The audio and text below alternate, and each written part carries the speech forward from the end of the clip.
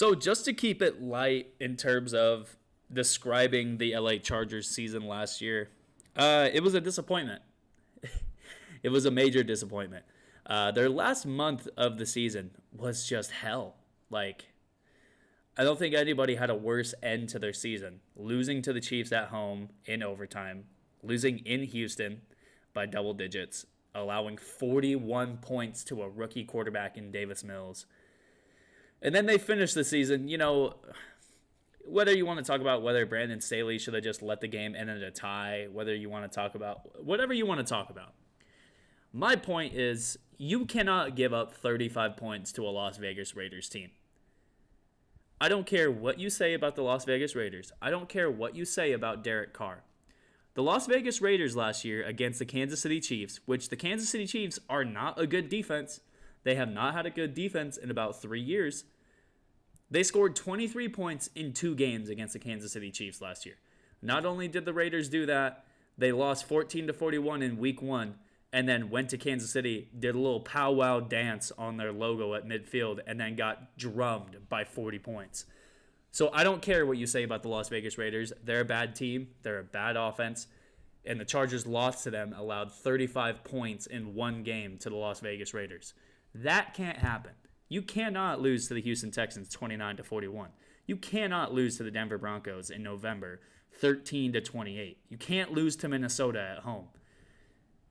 The overall theme of this season last year for the LA Chargers, they lost so many games last year that they cannot lose. They could not lose. And, there's some games where it's like, okay, we get killed in Baltimore 6-34. Justin Herbert has a terrible game. You can't even say that the defense played terribly because they got 2 turnovers. They only allowed 140 yards passing. And even 187 yards rushing, it's like, okay, Baltimore's going to run the ball a lot. Oh, well. You can't lose 6-34, though. And you can't follow that up going into a bye week and then coming off the bye week losing 24-27. Like, there's obvious issues with the defense, and I'm going to get into that. There's obvious issues with Herbert and some of these losses. Herbert's numbers and losses, it's 13 touchdowns, 12 interceptions, 276 yards a game, and 61% completion percentage. Compare that to the wins. Herbert's 25 touchdowns, 3 picks, 311 yards per game, and then 71% basically from his completion percentage. Herbert threw 8 picks last year on 1st and 10. That can't happen. Good quarterbacks don't do that. And that's probably the next step for Herbert is just overall toning down the interceptions. 15 picks last year, I believe, was only second to Trevor Lawrence. A tie between Trevor Lawrence and Matthew Stafford with 17 interceptions. That's not a number that Justin Herbert ever should come close to. He's a gunslinging quarterback, and he's going to throw interceptions, but it can't be that many. And it can't be that obvious where it's like in the losses, Justin Herbert obviously was a factor in them losing the games. And, as good as Justin Herbert is, I think good quarterbacks can be the factor in losing games. And obviously he was the factor last year, 13 touchdowns and 12 picks. It's not a ratio you want to have ever, and it's just not a good look if you're a good quarterback. Now, he didn't have the most help defensively.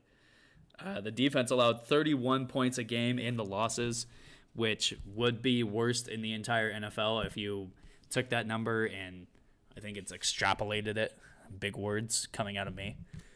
If you take that number and compare it to every single team what they averaged last year, I think 31 points a game allowed would be worst in the NFL.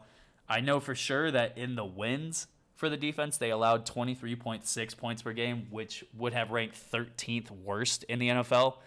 So even in the wins, the defense isn't playing well. They're allowing over 125 yards per game on the ground. That number jumps to 153 in their losses. The passing defense is actually pretty good. 229 yards per game through the air. That's pretty good. That's decent. That's really good, actually. The only game last year that they allowed over 300 yards was one game against Cleveland and one game against the Kansas City Chiefs. But it's still weird because their defense was inconsistent, and their offense wasn't great either. The difference between the points per game that they scored last year in losses, which was 21.1, and their wins, which was 33.8, it's about a 12-point difference. That's 2 touchdowns less on average that they're scoring per game in their wins compared to their losses. Now, I think they kind of figured out last year, really in those last couple of months of the season, that they just couldn't rely on the defense.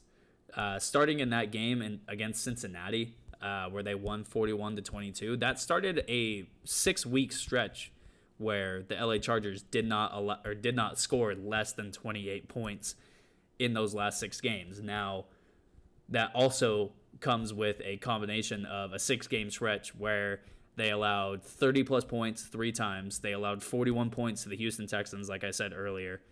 35 points against the Raiders, who are not a good football team, in a season finale in which you needed to win the game.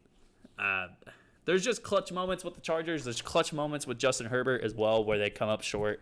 Justin Herbert threw, like I said, 8 picks on 1st and 10. That can't happen. He threw a majority of his picks on the opponent's side of the field. That cannot happen. And I don't know if the defense has gotten better enough yet. I don't know if I've already mentioned it, but the additions of Khalil Mack and J.C. Jackson, I don't know how they necessarily help the run game. They need to, improve the defense through the draft right now. I think Nakobe Dean or Jordan Davis, or if they can get lucky and have Devin Lloyd fall to them, they have to get one of those 3 guys. And I'm not saying it has to be one of those 3 guys, but for this team to take that next step, I think it has to be one of those 3 guys. There's other guys in the draft that could help out. Yeah, sure. But they need to hit one of those 3 guys in the draft, or else it's kind of going to be like, okay, we didn't really get better defensively. And just a point to drive home, because I know people are going to come after me and me saying that Justin Herbert was... Here's the thing. Justin Herbert did not play as well as people are going to tell you he played last year. In their losses, there's really only one team that you could say that the other team had a better quarterback. If you're playing the Dallas Cowboys, I'd take Justin Herbert over Dak Prescott. The Baltimore Ravens, I'd take Herbert over Lamar Jackson. The New England Patriots, I'm taking Herbert over Mac Jones. Minnesota, I'm taking Herbert over Cousins. Denver, I'm taking Herbert over both Bridgewater and Locke. Yeah, Kansas City, I'm taking Mahomes over Herbert. Sure.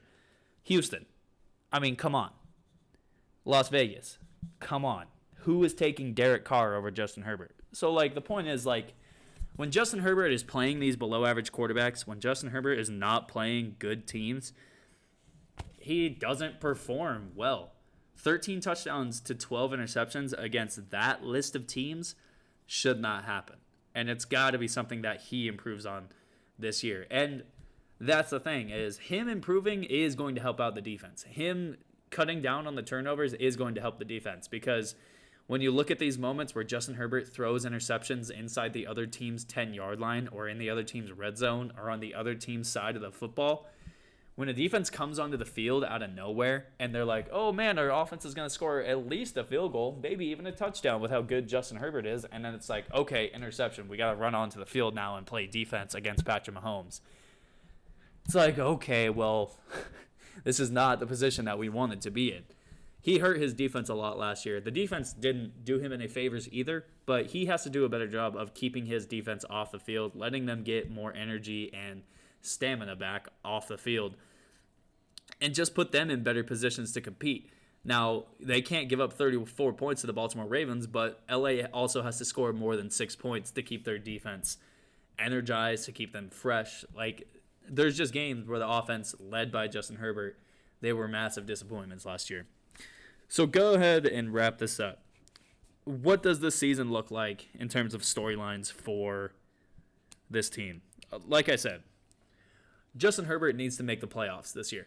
This cannot be another year where they miss the playoffs, because this would be year 3. He didn't start until week 2 his rookie year, technically, or maybe it was week 1. Whichever week it was where Tyrod Taylor, their trainer, just sabotaged Tyrod Taylor. But either way, Justin Herbert needs to make the playoffs this year. Brandon Staley needs to make the playoffs this year, because if this goes another year where they have a generational type quarterback and they don't make the playoffs, a lot of the blame is going to be placed on Brandon Staley, whether it's warranted or not. The defense, they have to get better, just plain and simple. And like I just said, if they don't make the playoffs, a lot of people are going to be coming for Brandon Staley's head in the media for that team. It's going to be like, is Brandon Staley really the guy? And the issue that has been an issue for the LA Chargers for, I don't know, it seems like this has been an issue for like decades now, just how bad it's been over the past few years. Can they finally start winning close games? Oh my God. They went 5-5 in games decided by less than 7 points. Some of this, like I said, has to do with Justin Herbert throwing key interceptions in places of the field that he cannot throw interceptions. Some of it is the defense. It goes hand in hand. Both the quarterback and the defense hurt their team last year in key situations.